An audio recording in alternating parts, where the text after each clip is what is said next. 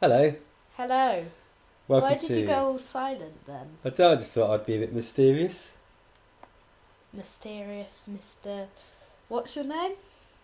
Mr. Cool. I'm D Mr. Cool. What Cool? D. D Cool. Well, I'm refusing to tell you my name. Oh. Yes, I'm looking this way for the whole of the episode. Okay. Will you I'm do that? refusing to tell anyone my name. Well, will you go as far as to say what the programme's called? Yes, I suppose so. As long as it doesn't say my name then. Case of Behind the Sofa. Behind the Sofa brings you Doctor Who episode 60. Case of Androzani. Caves of Androzani. Do you want to do your usual Mr. No Name and give your roundup of the story? Oh, I'll tell you my name, it's really annoying me. I am Lewis Moon. Well, hey. I am one of your hosts for today. I may have acted a bit strange today, but hey, I am. You are strange, Yes. and you are Lewis Moon. I am. So, give us a rundown, Lewis Moon.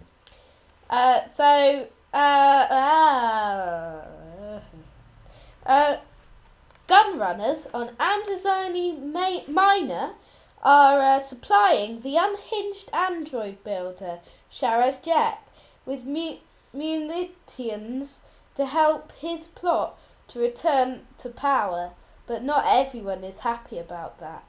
Later on, military captive Salatine tells Perry and the Doctor that they are dying from Spectrox toxemia. The only cure is the milk of the queen bat who sleeps deep below the caverns. Ooh, that sounds interesting. Do you know, I actually had, earlier on in the week, I had Spectrox toxemia. Did you? Yeah, it's a nasty, nasty business. I was shaking, Oh, regenerated, did you? yeah, everything. But how Um, did you regenerate into yourself again? Unfortunately, I regenerated into the same ugly body. It's very You disappointing. were a bit younger though. No, look exactly the same. Do Just a you little bit. live for a little bit longer? No, I just for some reason I just came back slightly more annoying than I was before. That's very strange because I came back a bit more annoying than I usually was. So That went a bit weird. what do we want to talk about then with Caves of Androzani? Should we just kick straight into the questions? We talk about stuff, yeah. Okay. So, who is the Doctor in this adventure? Okay. Well, this is the final adventure of Peter Davidson, who's the fifth Yes. Doctor. And isn't it strange how last week, or I hope we're releasing it the week after, might be 2 weeks after, I don't know. Last episode, we looked at Tom Baker's last episode, and today we're looking at Peter Davidson's last episode. But it's Indeed. just a coincidence. It is coincidence because it is completely random how we pick our episodes Yes. using the randomizer, a little tool that we invented. Yeah. Picks out random Doctor Who It's episodes. very interesting, Mm. the randomizer. Very different way. And it's even more interesting than just saying, we'll watch Revelation of the Daleks this week. It is, yeah. So what do we want to talk about then? So we know it's a Peter Davison one. We know it's Peter Davidson's last one. What's the next question? So, the companion, Okay. who is it? I know this. Yes, It is Perry. played by Nicola Bryant. Yes. Who we met, didn't we? Yes. We had a little chat with when we went to the Bournemouth Film and Comic Con. And she was very nice lady. Yes. So Perry's the companion in this one. Is it? You correct me because you're the man that knows all. But we were talking about this earlier, and you reminded me. This is Perry's first adventure as a proper companion. Yeah, well, we had Planet of Fire before, which isn't. It is just like a standard story. Yeah. Except from it's got the thingy at the beginning. But if I could, I'll just Oh yeah, I was going to explain something. Okay. Yeah. Planet of Fire was just a standard old boring story. And I don't really like Planet of Fire. And then we get Case of Androzani, but Planet of Fire is the first story with Perry, and she's naked in some of it. That would explain why my best friend's favourite companion was Perry, probably. Yes. I would imagine. I would imagine, yes. It's odd, isn't it? And I think we might have talked about this last time on Behind the Sofa when we were talking about Legopolis. But in the old days of Who, in the classic Who, particularly around this sort of period of time, you didn't necessarily get new Doctor, new companion, did you? No. They just seemed to pop a new companion in whenever they felt like it. So they probably had a randomizer. Maybe a companion randomizer. When do we put that companion in? God, they must have cursed when Mal Planet of came out. Fire.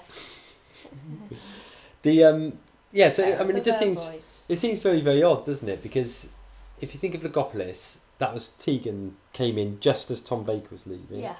And effectively, pretty similar here. Perry comes in just as Peter Davidson's leaving. Yeah. It is very strange. Classic Who companion format. Yeah. That's because we're used to New Who companion format, where a new companion comes in like at the end, at the beginning of the series. Yeah.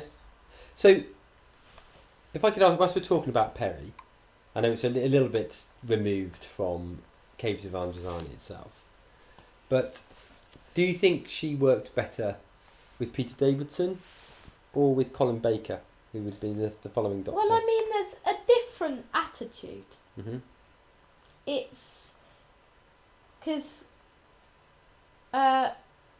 it's very different between them, because Peter and Nicola, we only got to see them in it a very, very little bit together. Yeah. But I think they worked well together. But they worked in a way which they liked each other. They didn't dislike each other.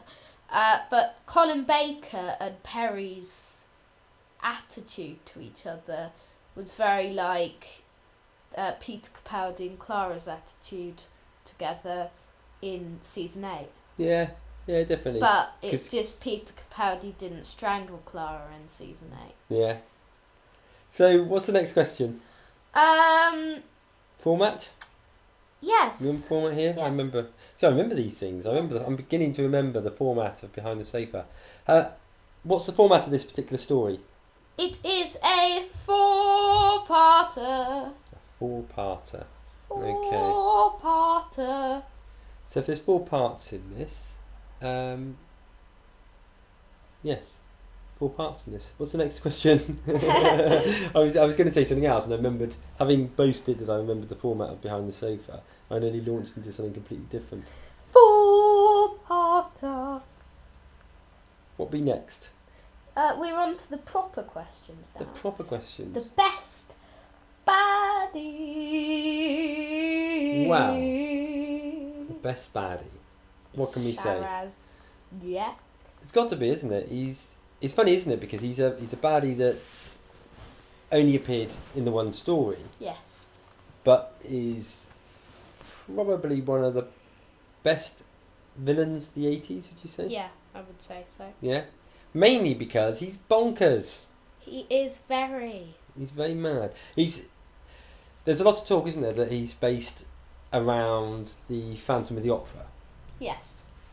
Because he's got a sort of similar... I don't know, he has got that sort Face. of... Yeah, he has got the similar sort of face, yeah, you're right. But also, I don't know, he's at times, he's so over the top, he borders on being ridiculous, Yeah. but manages to pull off just being a little bit mad. I mean, he's one of the best things about the story, I would say. Yeah. He's just a very mad, great sort of villain, and I think he is one of the best and most iconic villains, not monsters, villains. Yeah. Which we have seen. Yeah. Just behind Davros and maybe a couple of others. It was interesting, wasn't it? We picked up this fact earlier on, and it's been a week of mourning the loss of David Bowie, and we discovered that actually he was one of the actors that was actually approached to play the part of Sharaz Jek, but he couldn't do it because he was on his Serious Moonlight tour at the time. That would have been great. David Bowie is Sharaz Jek. Yeah, it would, wouldn't it? Mm. Would have been really interesting to see. And I can imagine him pulling that off actually, just because that was the sort of part that he played really well. These sort of slightly out of this world characters. Yes. So we didn't get the opportunity to see that, and alas, now we never will. Hmm. What do you think he was truly evil, Sharaz Jek? I don't think he was really. I mean, he's an odd sort of character, isn't he? Because I mean, he's effectively sort of leading this rebellion, isn't he? And Yes. just wants to get back into power. But he's quite demented. I don't think I'd want him ruling our country.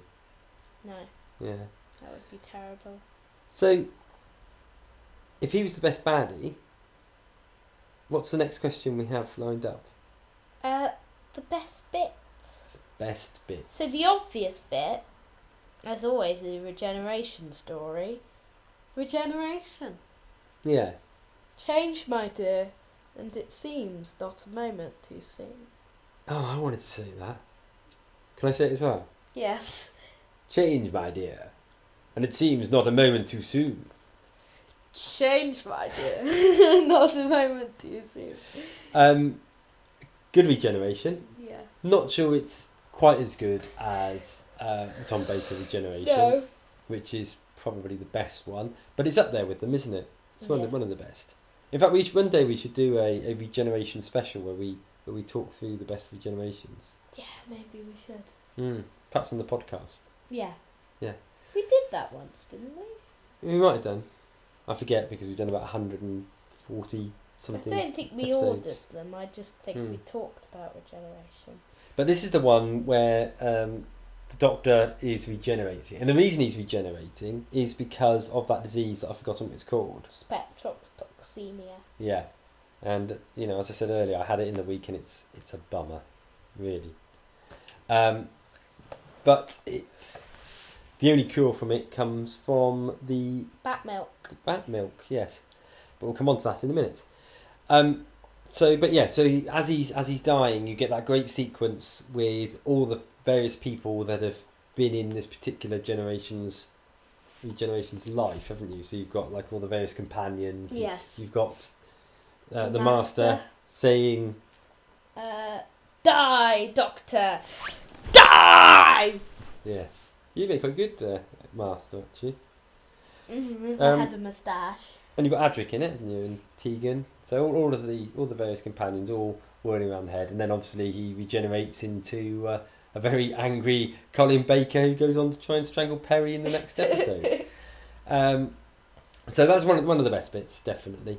What other great moments do you think we have in the story? Well, we have the cliffhangers, because the first part's when they're being shot by the gun runners. Yeah. The second part's with the big rubbery monster thing, which we'll talk about in a minute. The third part's with the spaceship. And the fourth part's the end of the Fifth Doctor. So I think the end of the first part, where you've got that execution scene, haven't you? And the Doctor and Perry are up in front of the guns, and you see the guns sort of fire off, and you think, oh my God, how are they going to get out of this? It's actually, isn't it? It's one of these things where obviously you know they're going to survive somehow, because it's Doctor Who. But you don't know how. But you've no idea how. And actually, it turns out that they weren't really them. They were androids, weren't they? Yes. Which it's funny, isn't it, really? Because things like that, they're really good and really exciting, but you can't imagine that working now, because I think everybody would say that was a real cop-out. Whereas you used to really get away with those sorts of things in the classic series. So the other bit you mentioned was the big rubbery monster thing. The Queen Bat, which is as rubbery as they come. Yes. And this big, monstery, rubbery, big, terrible thing. Yeah. But you've got like a great sort of gun shootout thing going on between them as well, haven't you? Which is quite good. So I think we probably touched on the best bits. Something. Well, I'll come on to what I was going to say in a minute. Actually. No, what is it? Well, it probably links with something a bit later on, so I'll come back to it. I'll probably forget when I. Yeah. Okay, well, I'll say it, but it's without giving away our chart. We like this episode, and we'll come on to that bit properly in a minute. But the interesting thing is, it's probably Peter Davidson's finest hour. Yes. Yeah. And it's his last. And a lot of people, actually, it's a lot of people's favourite classic Who story, isn't it? Yes. I don't think it can beat Genesis. No. It can't beat Genesis. No, It probably can't beat the War Games either. No, and I probably still prefer Talons of Wang Chiang as well. Yeah. But it is a very good episode, and it probably is Peter Davidson's finest hour. But the interesting thing about that is, I mean, you mentioned the previous episode to it, and I forgot what you said it was called already. The previous story. Planet Fire. Planet Fire. So you got Planet Fire, which you said isn't a classic by any means. No. You then get Caves of Androzani, which is a great episode. Then followed by the worst episode. So you've got the best episode ever, one of the best episodes ever, then followed by one of the worst episodes ever. Yeah, which is weird, isn't it? How did that happen? And it's also strange because another weird thing with classic Who, I guess, is that the story, the new Doctor came in for the final story in that series, whereas ordinarily nowadays you'd get it so that it'd be like a Christmas special would be the end of the Doctor or the end of the series, wouldn't it? Whereas here, one episode before the end, you suddenly got a new Doctor coming. It just seems really odd, doesn't it? But that's obviously the way it works. It is very strange. It should have been the start of the next series. But it's odd. It's odd as well, the fact that you had such a classic episode followed by a Dross one. Yeah, I know. That's probably the strangest thing. I say Dross. I've not seen Twin Dilemma, or I don't remember it. But I'm taking. If you do, I'm sure you will agree with me. Maybe it will come up on the randomizer soon, and you'll hear us. Hopefully not. You'll hear us slating it here. No, hopefully not. Don't make Twin Dilemma appear.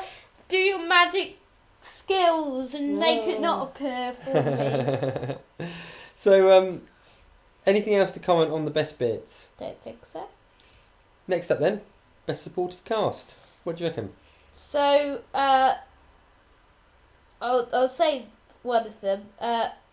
It's a bit of a cheat, but Anthony Ainley is the Master. Now, he didn't appear much, but he did appear little. And because he's doing that bit where he's going around the Die, Doctor! Die! And it's just a classic Master moment, isn't it? Yes. Really. The other guy that I really like, and I can't remember his name, but hopefully we wrote it down. Stotts, who was the beardy gunrunner guy. Just looked quite cool. Just looked a bit like Che Guevara, I think. That's what he had, that sort of look about him. So those are probably the best supporting characters. Do we have anything else to comment on here? What are the best in terms of this? Yeah, in terms of the best supporting characters. Not really, but why do you like Stotts so much? I think it's just the image of him. I just think he looked quite cool. You only remembered him a few minutes ago. Yeah. Well, I was looking through the pictures of the supporting cast, and let's have a look at a picture of him now. And I bet you everybody that's watching this will agree that he is the coolest one. Yeah, I'm sure everyone will agree on that. I'm sure they will. So, where do we place? Well, where can you remember where it is in the dorm rating? We forgot to look that up, didn't we? It's near the top, isn't it? No, but what's your favourite part? Oh, sorry, I forgot about that bit. Favourite part, toss up between the first part and the last part. Okay. Toss up between the first part and the last part. I think because of the regeneration scene, I'd probably give part 4. Me too. But I think Charles Jack's pretty cool throughout, isn't he? Yes. Yeah, getting slightly more demented as it goes on. He's also, the other weird thing, going back to Jack, he's got like a real soft spot for Perry, hasn't he? Yes. He'd probably seen her naked in that previous episode as well. That's probably what it is. So yeah, so that's quite interesting. A lot of people have a soft spot for Perry, don't they? Yeah, we So- have had a lot of villains, Hmm. a lot Obviously, of creatures. Appealing to the villain, that Perry. Yes. So we'll get on to the bit where we talk a little bit about our ratings on it. As we say, it's one which is generally ranked pretty high as a classic Yes. episode. Do you know what the Dawn rating is? Yes, I do. It was 4th. 4th. So what's actually considered to be better than it? Genesis, Blink, and Day of the Doctor. Okay. And you can't argue with that actually, because I No. would agree that those 3 are better than it. But it is up there and they're near the top. Obviously, the Dawn rating was before the most recent, since the Peter Capaldi era, wasn't it? It Yes. goes basically up to the end of Matt Smith. Yes, So it differs a little bit from our chart. it does, yeah. Should we look at our chart then? Yes, so it's going up now. Bum ba bum bum ba bum ba bum bum ba bum ba bum bum ba bum ba bum bum ba bum ba bum bum ba bum. Can you read what the chart says from here? What number we've placed it at? I can't see. I know it's near the top somewhere. Can't quite make it out. It's Is third. it third? It's It is third, third, yeah. yes. So we placed the third. So that's quite high, isn't it? It is. The interesting thing, and probably I'm sure a lot of people would challenge us on this, Yes. is the fact that we've got it placed lower than 2 episodes from Series 9. Yeah. We've got both the Zygon Invasion / Inversion and the Magician's Apprentice / Which is Familiar placed higher than it. I think Magician's Apprentice only just. Mhm. Very just. Do you think that is because it's so fresh in our memories and we really enjoy watching it? Or do you think it's another reason? Like something we talked about earlier was the fact that obviously the older ones are a lot more dated in terms of their effects. If they remade Caves of Androzani now, do you think it could be better than The Magician's Apprentice? Probably would be it probably would be at least second. Yeah. Yeah. So that's something we've got to bear in mind, isn't it? So you've seen our chart.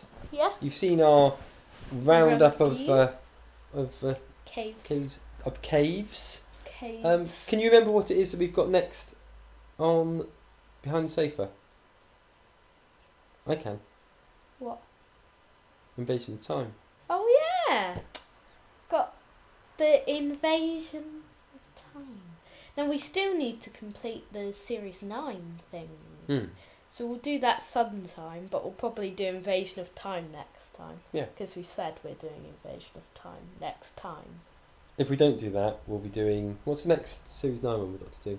We're doing the final 3 in one episode. Final 3 in one episode. So you'll have one of those 2 to enjoy probably as the next 2 episodes Yes. of Behind the Sofa. And then we'll have Husbands of River Songs.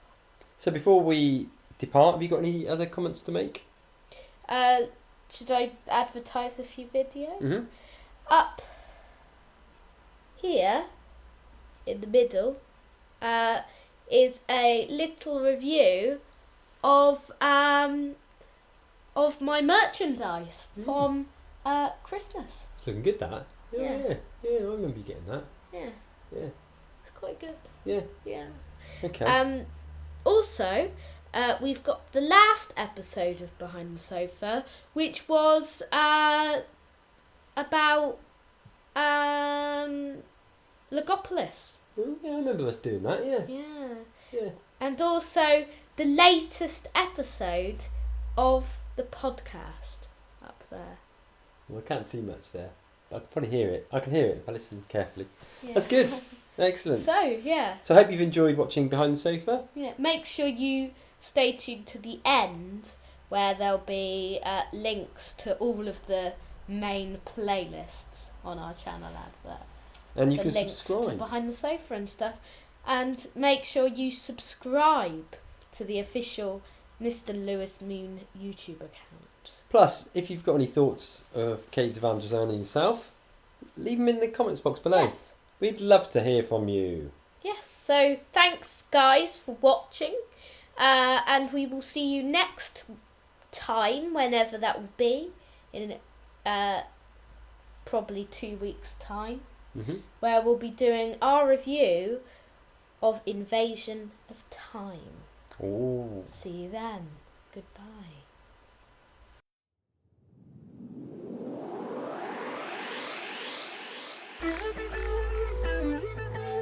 you for watching Behind the Sofa. Make sure to subscribe for more Doctor Who videos and lots more. We will be back for another video soon. So, keep watching, keep subscribing and keep loving Who. Goodbye!